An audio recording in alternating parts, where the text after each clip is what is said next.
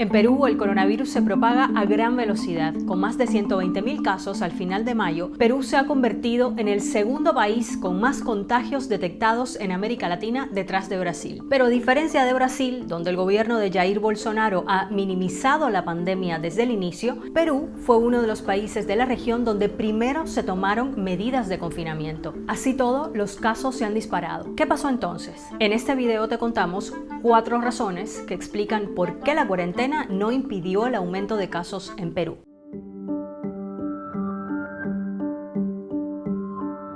Empecemos por el alto número de test. Con 32 millones de habitantes, Perú es uno de los países que más test ha hecho en la región. Hasta el 24 de mayo había hecho más de 820.000 pruebas, más que Brasil, que tiene una población 6 veces más grande que Perú. Por supuesto, a mayor cantidad de pruebas, más casos diagnosticados. Pero esta es solo una parte de la explicación al alto número de casos registrados en Perú. Hay otros factores económicos y sociales que también influyen. Por ejemplo, si bien la cuarentena se implementó pronto, ha sido irregular. Perú fue, junto a Ecuador, el primer país en imponer el confinamiento en América Latina el 16 de marzo. Y además impuso un confinamiento estricto. Se le pidió a la gente que saliera solo para comprar alimentos y medicamentos. Se cerraron fronteras y se decretaron toques de queda en varias ciudades. El mensaje de quédate en casa fue campaña de gobierno y se multiplicó, como en muchos países, en medios de comunicación y también en redes sociales. Y muchos peruanos cumplieron con las medidas, pero lo cierto es que no todos pueden quedarse en la casa. En Perú, el 71% de la población económicamente activa vive de la economía informal, es decir, sale a trabajar en la calle para ganar su sustento a diario. Además, por una cuestión logística, muchos peruanos deben salir frecuentemente a abastecerse de comida. En Perú, solo el 21,9% de hogares pobres tiene un refrigerador, es decir, deben salir a buscar sus alimentos a diario porque no tienen dónde conservarlos. Y este factor económico hizo que muchos quedaran expuestos al virus en lugares de grandes aglomeraciones.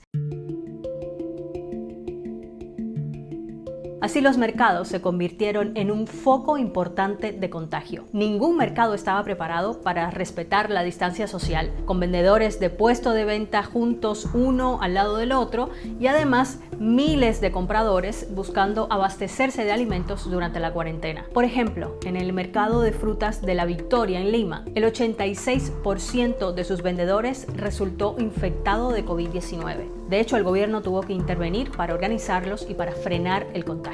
Y el caso de los bancos fue parecido, y que según el gobierno de Perú se convirtieron junto a los mercados y al transporte público en puntos críticos de contagio de COVID-19. Paralelo a la cuarentena, Perú puso en marcha uno de los planes económicos más grandes de la región en esta pandemia, destinando alrededor de un 10% de su PIB para ayudar a gente que haya perdido su trabajo y a las empresas. Y una de las medidas incluía el pago de 760 soles peruanos, que vienen siendo al cambio unos $222 para esos hogares más vulnerables. Pero para cobrarlo, muchos peruanos tuvieron que ir personalmente al banco. El gobierno dio la opción de cobrarlo de manera virtual, pero en Perú solo el 38% de la población tiene una cuenta bancaria. Así que muchos hicieron largas filas, que en muchos casos también se convirtieron en aglomeraciones.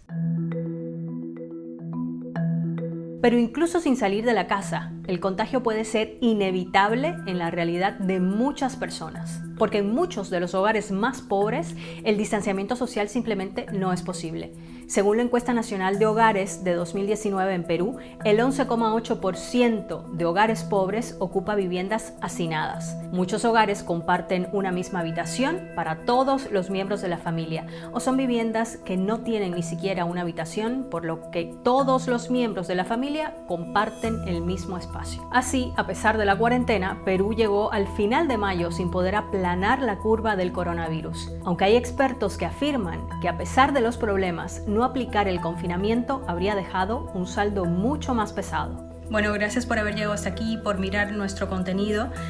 Si te interesa la situación del COVID-19 en Perú, te vamos a dejar aquí en la cajita de descripción un link a una nota sobre la situación en la región de Loreto, que también ha sido muy afectada por la pandemia en ese país.